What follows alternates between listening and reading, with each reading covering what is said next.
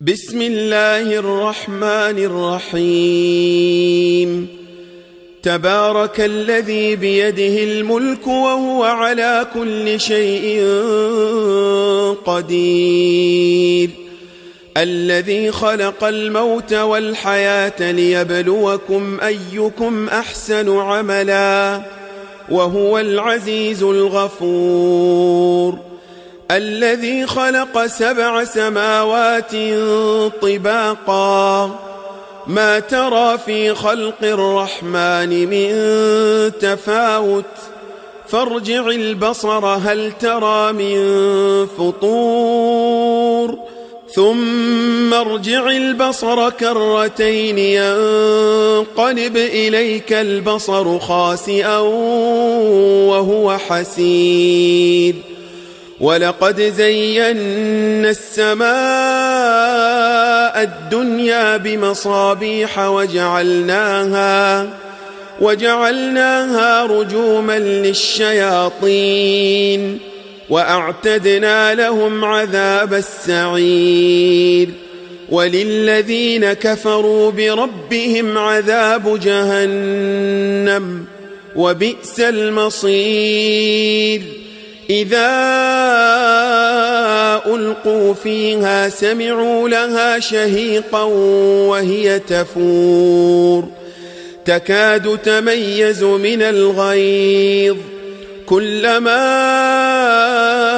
ألقي فيها فوج سألهم خزنتها ألم يأتكم نذير؟ قالوا بلى قد جاءنا نذير فكذبنا وقلنا ما نزل الله من شيء إن أنتم إلا في ضلال كبير. وقالوا لو كنا نسمع أو نعقل ما كنا في أصحاب السعير، فاعترفوا بذنبهم فسحقا لأصحاب السعير. إن الذين يخشون ربهم بالغيب لهم مغفرة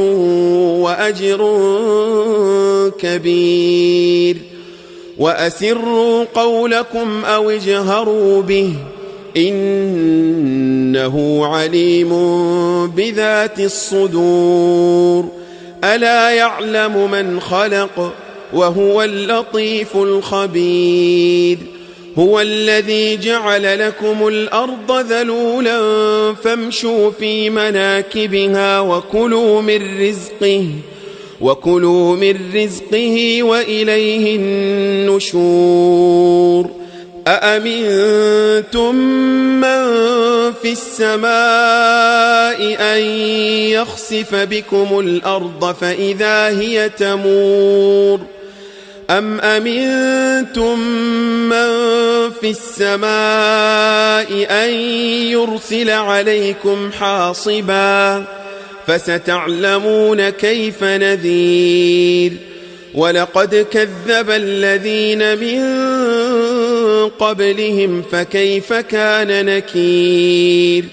أولم يروا إلى الطير فوقهم صافات ويقبضن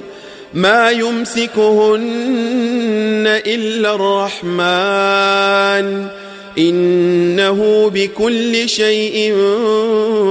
بصير. أمن هذا الذي هو جند لكم ينصركم من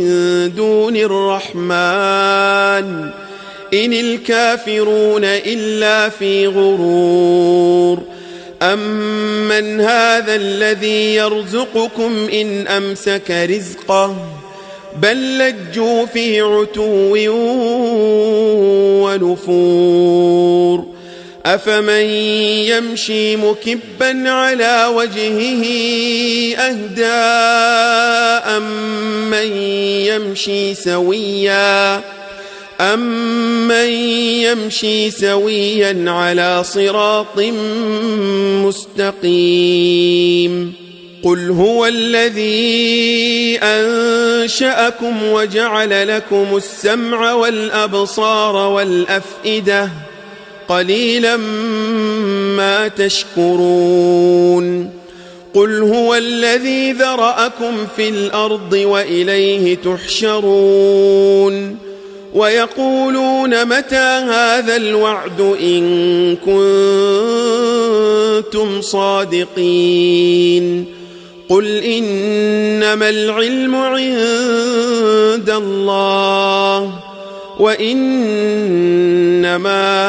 أنا نذير مبين فلما رأوه زلفة سيئت وجوه الذين كفروا وقيل هذا الذي كنتم به تدعون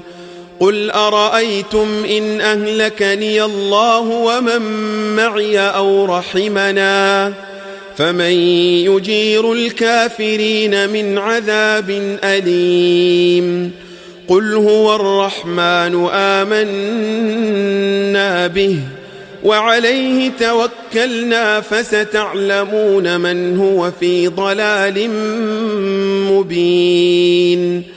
قل أرأيتم إن أصبح ماؤكم غورا فمن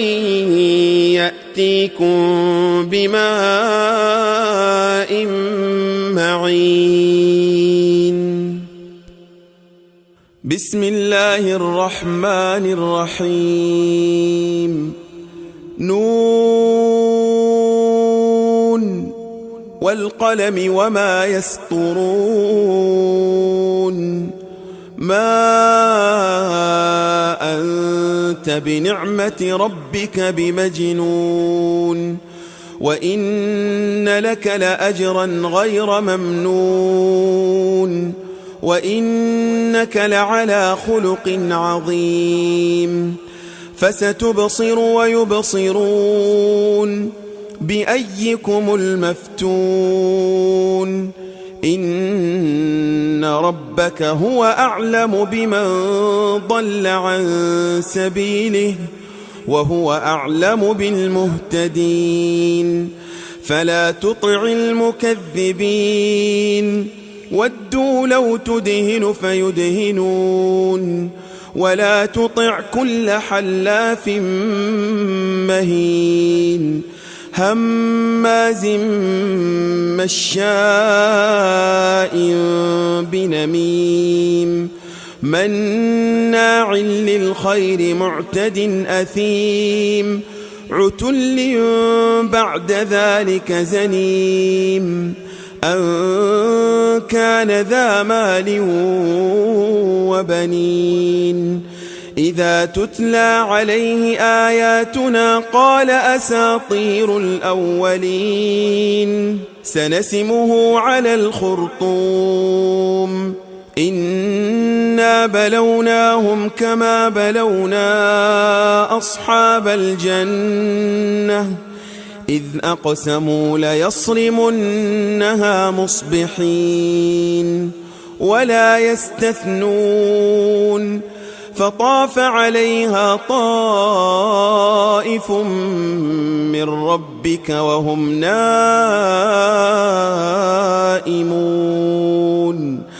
فأصبحت كالصريم فتنادوا مصبحين أن اغدوا على حرثكم إن كنتم صارمين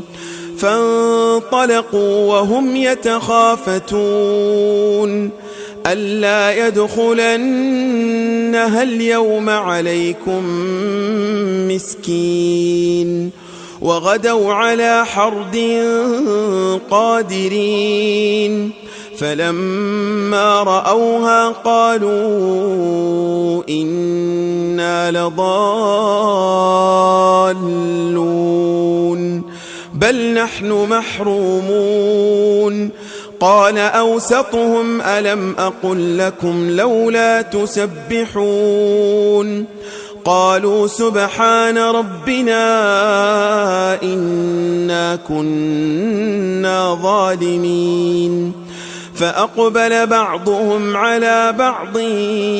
يتلاومون قالوا يا ويلنا إنا كنا طاغين عسى ربنا أن يبدلنا خيرا منها إنا إلى ربنا راغبون كذلك العذاب ولعذاب الآخرة أكبر لو كانوا يعلمون إن للمتقين عند ربهم جنات النعيم أفنجعل المسلمين كالمجرمين ما لكم كيف تحكمون أم لكم كتاب فيه تدرسون إن لكم فيه لما تخيرون أم لكم أيمان علينا بالغة إلى يوم القيامة إن لكم لما تحكمون سلهم أيهم بذلك زعيم أم لهم شركاء فليأتوا بشركائهم إن كانوا صادقين يوم يكشف عن ساق ويدعون إلى السجود فلا يستطيعون خاشعة أبصارهم ترهقهم ذلة وقد كانوا يدعون إلى السجود وهم سالمون فذرني ومن يكذب بهذا الحديث سنستدرجهم من حيث لا يعلمون وأملي لهم إن كيدي متين أم تسألهم أجرا فهم من مغرم مثقلون أم عندهم الغيب فهم يكتبون فاصبر لحكم ربك ولا تكن كصاحب الحوت إذ نادى وهو مكظوم لولا أن تداركه نعمة من ربه لنبذ بالعراء وهو مذموم فاجتباه ربه فجعله من الصالحين وإن يكاد الذين كفروا ليزلقونك بأبصارهم لما سمعوا الذكر ويقولون إنه لمجنون وما هو إلا ذكر للعالمين بسم الله الرحمن الرحيم الحاقة ما الحاقة وما أدراك ما الحاقة كذبت ثمود وعاد بالقارعة فأما ثمود فأهلكوا بالطاغية وأما عاد فأهلكوا بريح صرصر عاتية سخرها عليهم 7 ليال و8 أيام حسوما فترى القوم فيها صرعى كأنهم أعجاز نخل خاوية فهل ترى لهم من باقية وجاء فرعون ومن قبله والمؤتفكات بالخاطئة فعصوا رسول ربهم فأخذهم أخذة رابية إنا فلما طغى الماء حملناكم في الجارية لنجعلها لكم تذكرة وتعيها أذن واعية فإذا نفخ في الصور نفخة واحدة وحملت الأرض والجبال فدكتا دكة واحدة فيومئذ وقعت الواقعة وانشقت السماء فهي يومئذ واهية والملك على أرجائها ويحمل عرش ربك فوقهم يومئذ ثمانية يومئذ تعرضون لا تخفى منكم خافية فأما من أوتي كتابه بيمينه فيقول هاؤم اقرءوا كتابيه إني ظننت أني ملاق حسابيه فهو في عيشة راضية في جنة عالية قطوفها دانية كلوا واشربوا هنيئا بما أسلفتم في الأيام الخالية وأما من أوتي كتابه بشماله فيقول يا ليتني لم أوت كتابيه ولم أدر ما حسابيه يا ليتها كانت القاضية ما أغنى عني ماليه هلك عني سلطانيه خذوه فغلوه ثم الجحيم صلوه ثم في سلسلة ذرعها 70 ذراعا فاسلكوه إنه كان لا يؤمن بالله العظيم ولا يحض على طعام المسكين فليس له اليوم هاهنا حميم ولا طعام إلا من غسلين لا يأكله إلا الخاطئون فلا أقسم بما تبصرون وما لا تبصرون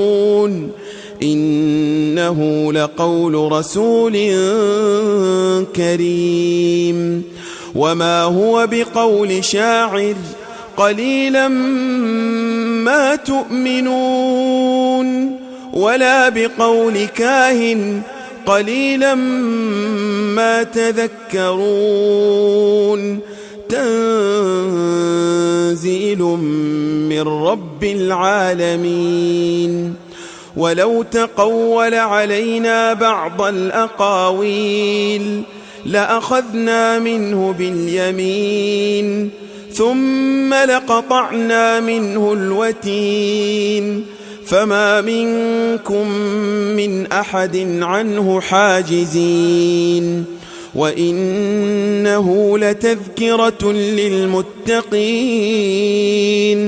وإنا لنعلم أن منكم مكذبين وإنه لحسرة على الكافرين وإنه لحق اليقين فسبح باسم ربك العظيم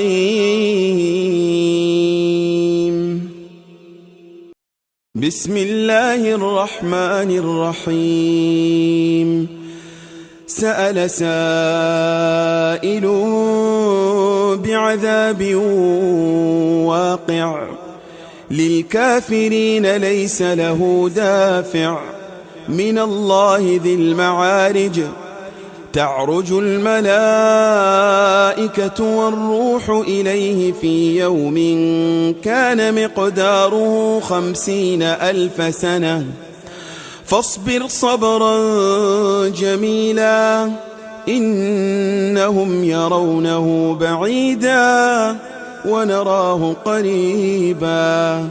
يوم تكون السماء كالمهل وتكون الجبال كالعهن ولا يسأل حميم حميما يبصرونهم يود المجرم لو يفتدي من عذاب يومئذ ببنيه وصاحبته وأخيه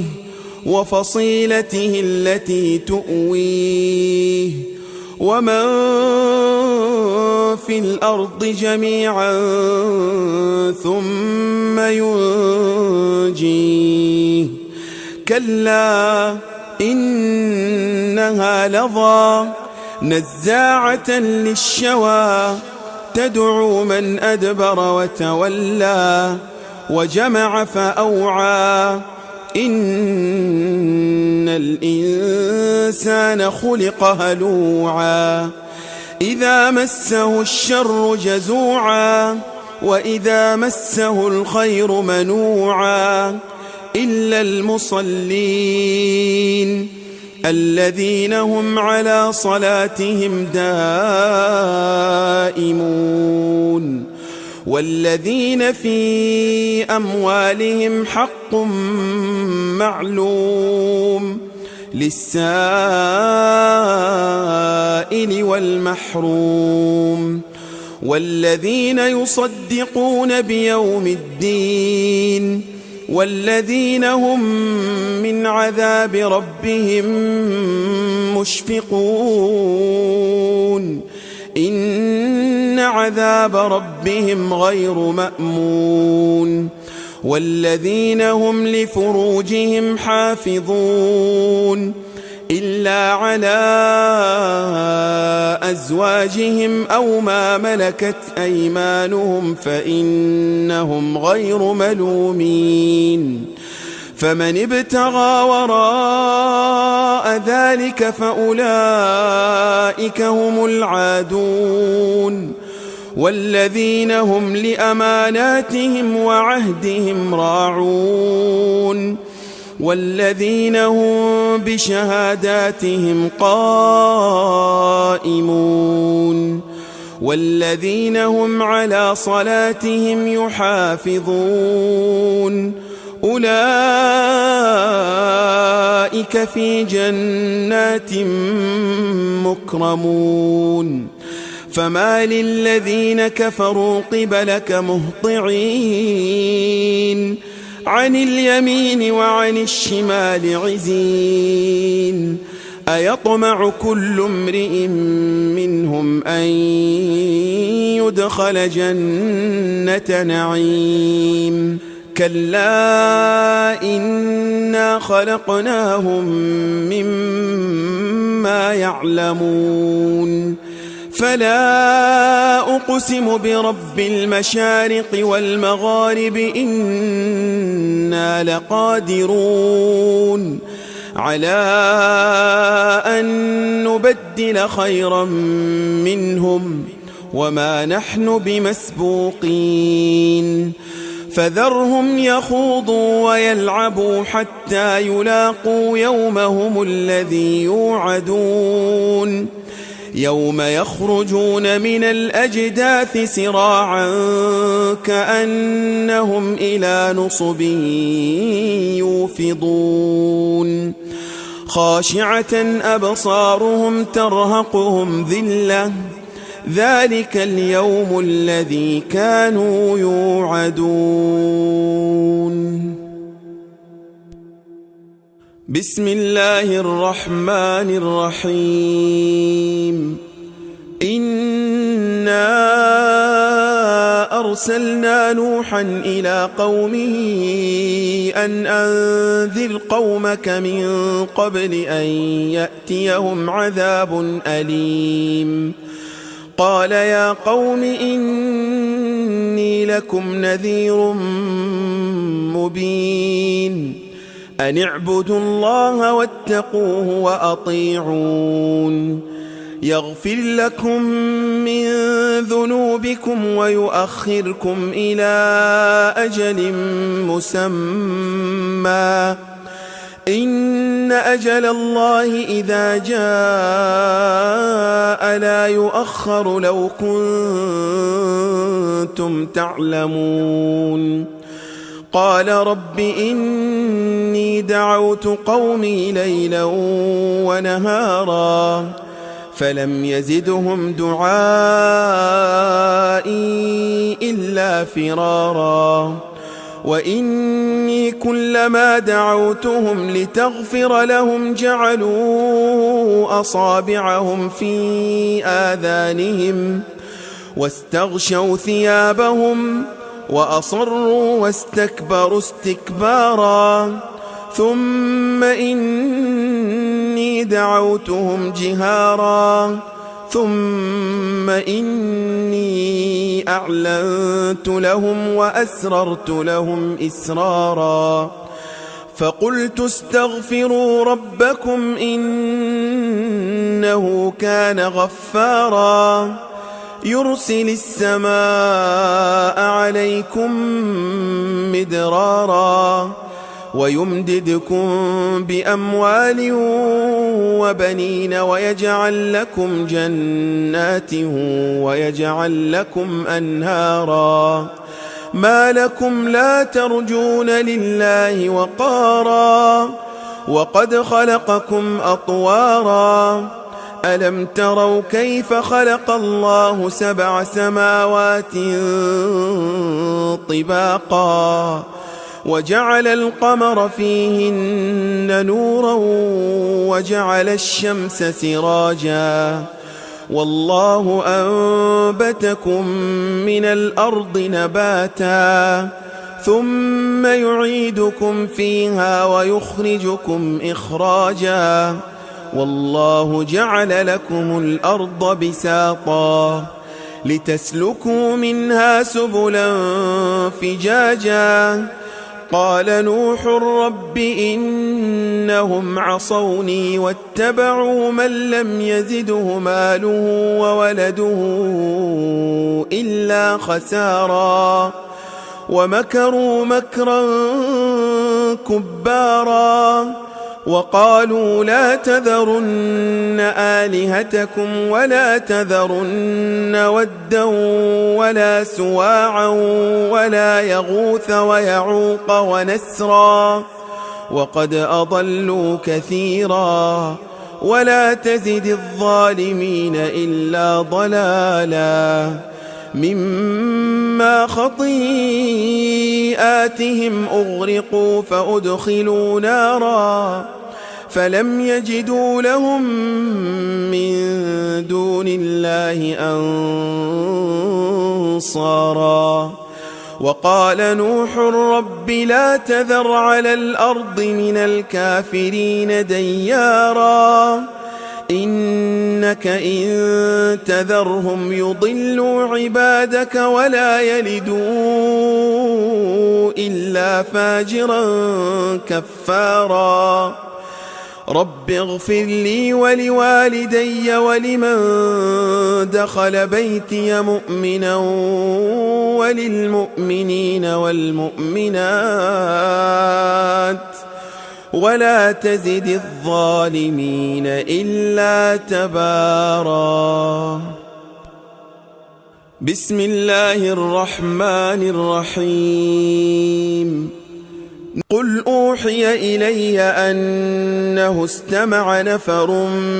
من الجن فقالوا إنا سمعنا قرآنا عجبا يهدي إلى الرشد فآمنا به ولن نشرك بربنا أحدا وأنه تعالى جد ربنا ما اتخذ صاحبة ولا ولدا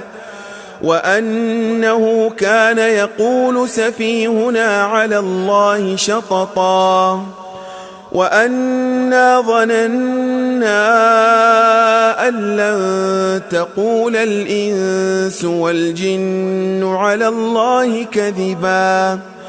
وأنه كان رجال من الإنس يعوذون برجال من الجن فزادوهم رهقا وأنهم ظنوا كما ظننتم أن لن يبعث الله أحدا وأنا لمسنا السماء فوجدناها ملئت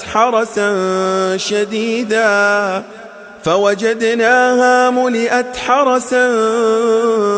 شديدا وشهبا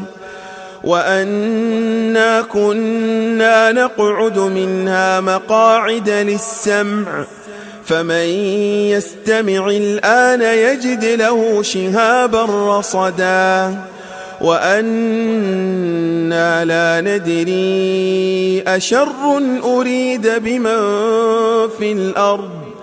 أم أراد بهم ربهم رشدا وأنا منا الصالحون ومنا دون ذلك كنا طرائق قددا وأنا ظننا أن لن نعجز الله في الأرض ولن نعجزه هربا وأنا لما سمعنا الهدى آمنا به فمن يؤمن بربه فلا يخاف بخسا ولا رهقا وأنا منا المسلمون ومنا القاسطون فمن أسلم فأولئك تحروا رشدا وأما القاسطون فكانوا لجهنم حطبا وأن لو استقاموا على الطريقة لأسقيناهم ماء غدقا لنفتنهم فيه ومن يعرض عن ذكر ربه يسلكه عذابا صعدا وأن المساجد لله فلا تدعوا مع الله أحدا وأنه لما قام عبد الله يدعوه كادوا يكونون عليه لبدا قل إنما أدعو ربي ولا أشرك به أحدا قل إني لا أملك لكم ضرا ولا رشدا قل إني لن يجيرني من الله أحد ولن أجد من دونه ملتحدا إلا بلاغا من الله ورسالاته ومن يعص الله ورسوله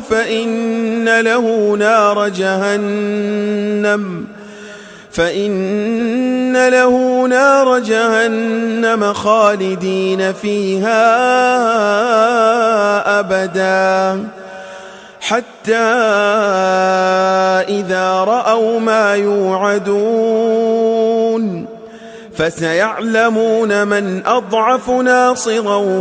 وأقل عددا قل إن أدري أقريب ما توعدون أم يجعل له ربي أمدا عالم الغيب فلا يظهر على غيبه أحدا إلا من ارتضى من رسول فإنه يسلك من بين يديه ومن خلفه رصدا ليعلم أن قد أبلغوا رسالات ربهم وأحاط بما لديهم وأحصى كل شيء عددا. بسم الله الرحمن الرحيم.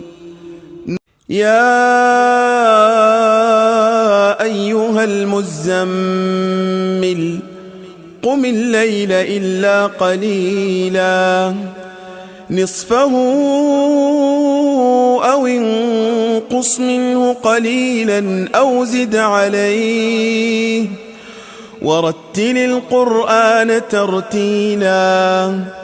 إنا سنلقي عليك قولا ثقيلا إن ناشئة الليل هي أشد وطئا وأقوم قيلا إن لك في النهار سبحا طويلا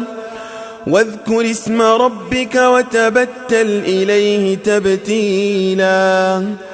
رب المشرق والمغرب لا إله إلا هو فاتخذه وكيلا واصبر على ما يقولون واهجرهم هجرا جميلا وذرني والمكذبين أولي النعمة ومهلهم قليلا إن لدينا أنكالا وجحيما وطعاما ذا غصة وعذابا أليما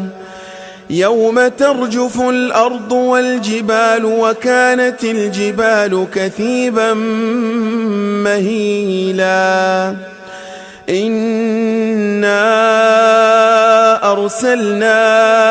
إليكم رسولا شاهدا عليكم كما أرسلنا إلى فرعون رسولا فعصى فرعون الرسول فأخذناه أخذا وبيلا فكيف تتقون إن كفرتم يوما يجعل الولدان شيبا السماء منفطر به كان وعده مفعولا إن هذه تذكرة فمن شاء اتخذ إلى ربه سبيلا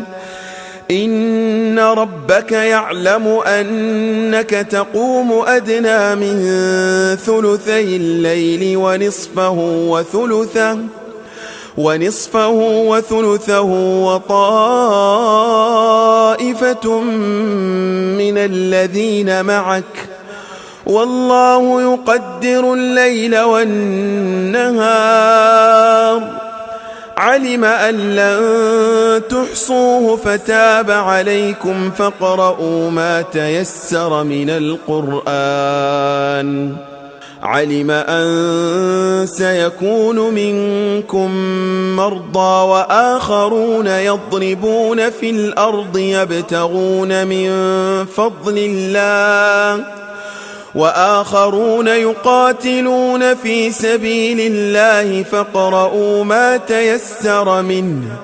وأقيموا الصلاة وآتوا الزكاة وأقرضوا الله قرضا حسنا وما تقدموا لأنفسكم من خير تجدوه عند الله هو خيرا وأعظم أجرا واستغفروا الله إن الله غفور رحيم. بسم الله الرحمن الرحيم. يا أيها المدثر قم فأنذر وربك فكبر وثيابك فطهر والرجز فاهجر ولا تمنن تستكثر ولربك فاصبر فإذا نقر في الناقور فذلك يومئذ يوم عسير على الكافرين غير يسير ذرني ومن خلقت وحيدا وجعلت له مالا ممدودا وبنين شهودا ومهدت له تمهيدا ثم يطمع أن أزيد كلا إنه كان لآياتنا عنيدا سأرهقه صعودا إنه فكر وقدر فقتل كيف قدر ثم قتل كيف قدر ثم نظر ثم عبس وبسر ثم أدبر واستكبر فقال إن هذا إلا سحر يؤثر إن هذا إلا قول البشر سأصليه سقر وما أدراك ما سقر لا تبقي ولا تذر لواحة للبشر عليها 19 وما جعلنا أصحاب النار إلا ملائكة وما جعلنا عدتهم إلا فتنة للذين كفروا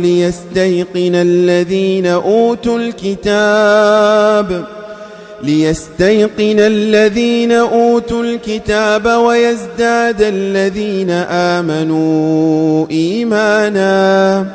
ولا يرتاب الذين أوتوا الكتاب والمؤمنون وليقول الذين في قلوبهم مرض والكافرون ماذا أراد الله بهذا مثلا كذلك يضل الله من يشاء ويهدي من يشاء وما يعلم جنود ربك إلا هو وما هي إلا ذكرى للبشر كلا والقمر والليل إذ أدبر والصبح إذا أسفر إنها لإحدى الكبر نذيرا للبشر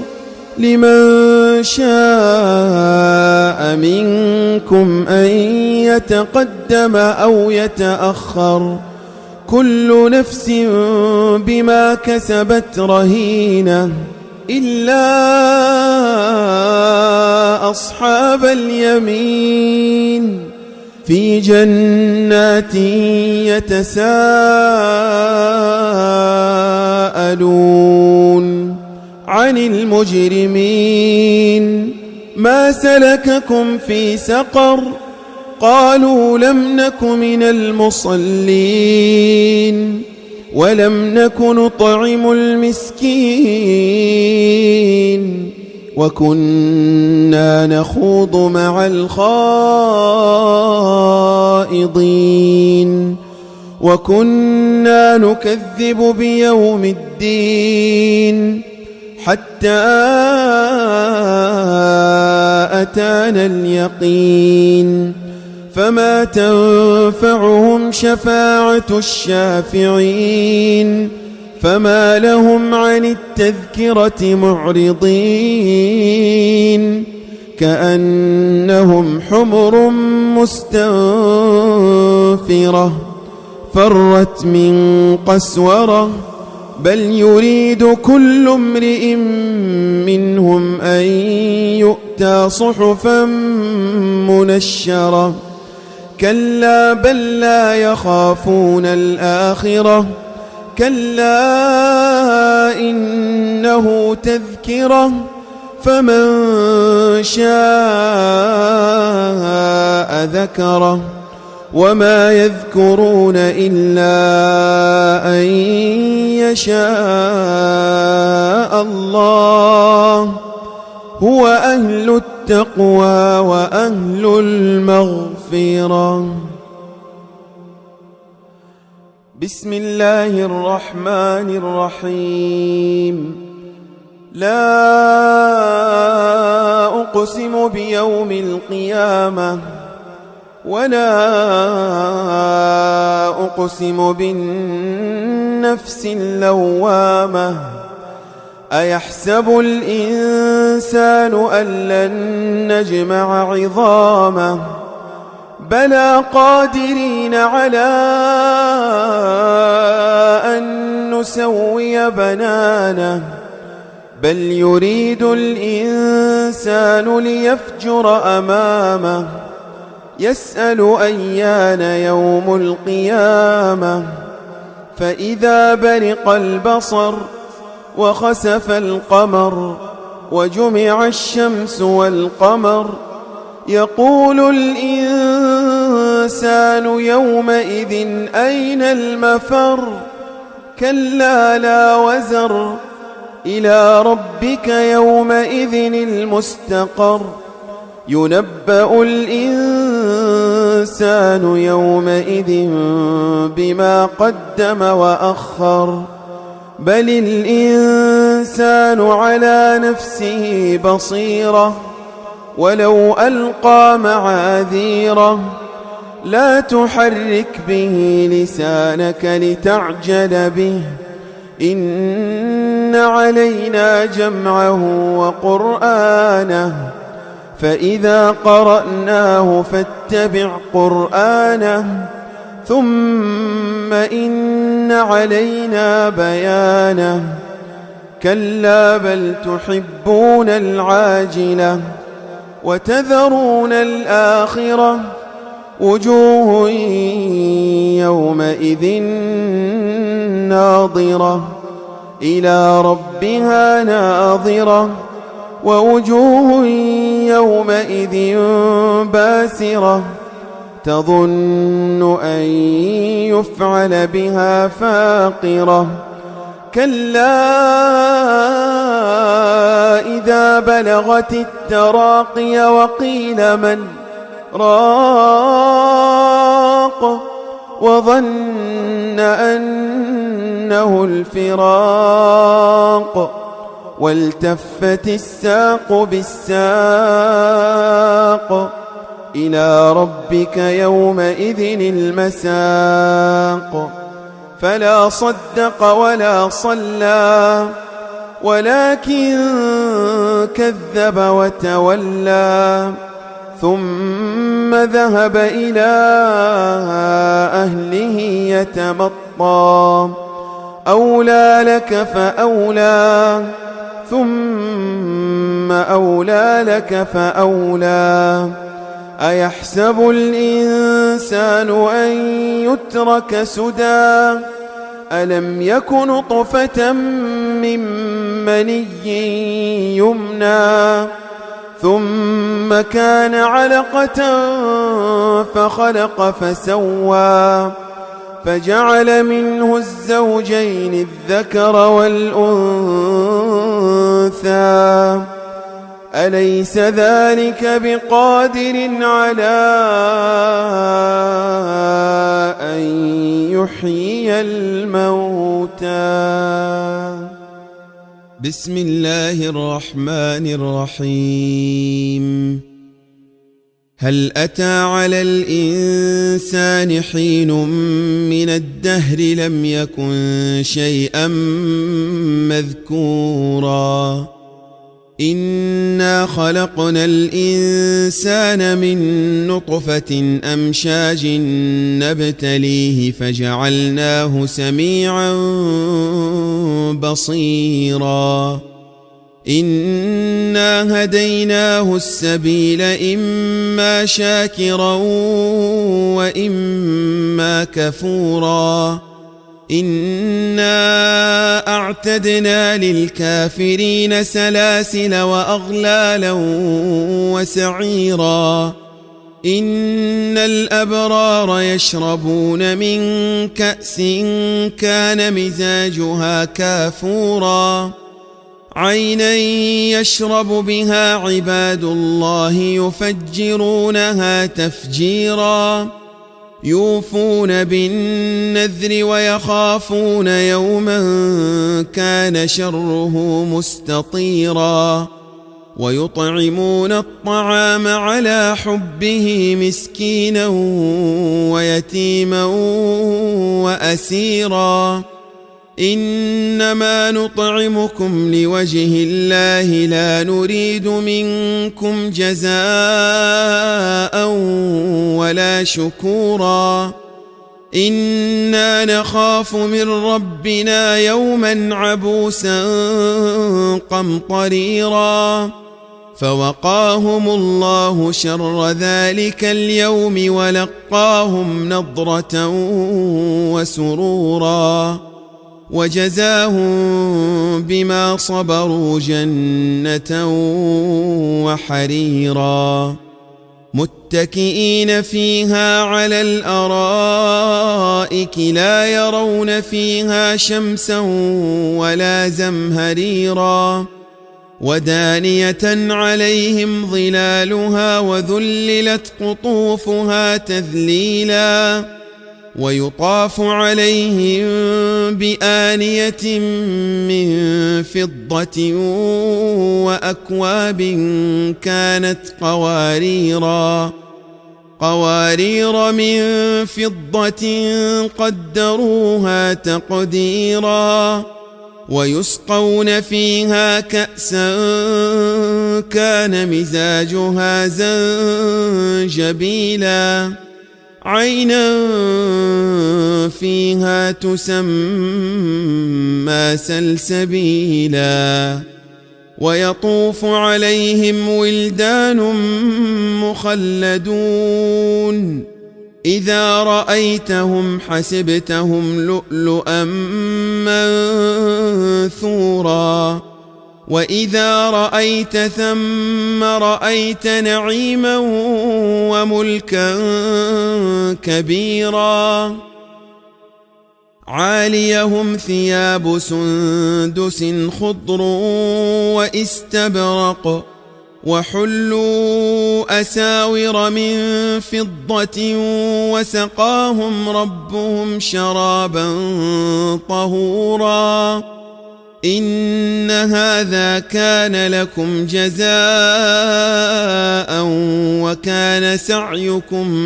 مشكورا إنا نحن نزلنا عليك القرآن تنزيلا فاصبر لحكم ربك ولا تطع منهم آثما أو كفورا واذكر اسم ربك بكرة وأصيلا ومن الليل فاسجد له وسبحه ليلا طويلا إن هؤلاء يحبون العاجلة ويذرون وراءهم يوما ثقيلا نحن خلقناهم وشددنا أسرهم وإذا شئنا بدلنا أمثالهم تبديلا إن هذه تذكرة فمن شاء اتخذ إلى ربه سبيلا وما تشاءون تعملون إلا أن يشاء الله إن الله كان عليما حكيما يدخل من يشاء في رحمته والظالمين أعد لهم عذابا أليما. بسم الله الرحمن الرحيم. والمرسلات عرفا فالعاصفات عصفا والناشرات نشرا فالفارقات فرقا فالملقيات ذكرا عذرا أو نذرا إنما توعدون لواقع فإذا النجوم طمست وإذا السماء فرجت وإذا الجبال نسفت وإذا الرسل أقتت لأي يوم أجلت ليوم الفصل وما أدراك ما يوم الفصل ويل يومئذ للمكذبين ألم نهلك الأولين ثم نتبعهم الآخرين كذلك نفعل بالمجرمين ويل يومئذ للمكذبين ألم نخلقكم من ماء مهين فجعلناه في قرار مكين إلى قدر معلوم فقدرنا فنعم القادرون ويل يومئذ للمكذبين ألم نجعل الأرض كفاتا أحياء وأمواتا وجعلنا فيها رواسي شامخات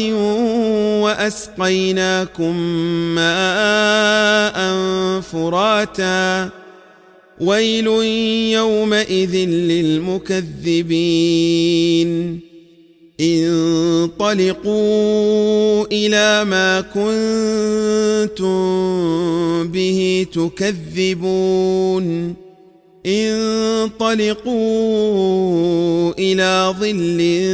ذي 3 شعب لا ظليل ولا يغني من اللهب إنها ترمي بشرر كالقصر كأنه جمالة صفر ويل يومئذ للمكذبين هذا يوم لا ينطقون ولا يؤذن لهم فيعتذرون ويل يومئذ للمكذبين هذا يوم الفصل جمعناكم والأولين فإن كان لكم كيد فكيدون ويل يومئذ للمكذبين إن المتقين في ظلال وعيون وفواكه مما يشتهون كلوا واشربوا هنيئا بما كنتم تعملون إنا كذلك نجزي المحسنين ويل يومئذ للمكذبين كلوا وتمتعوا قليلا إنكم مجرمون ويل يومئذ للمكذبين وإذا قيل لهم اركعوا لا يركعون ويل يومئذ للمكذبين فبأي حديث بعده يؤمنون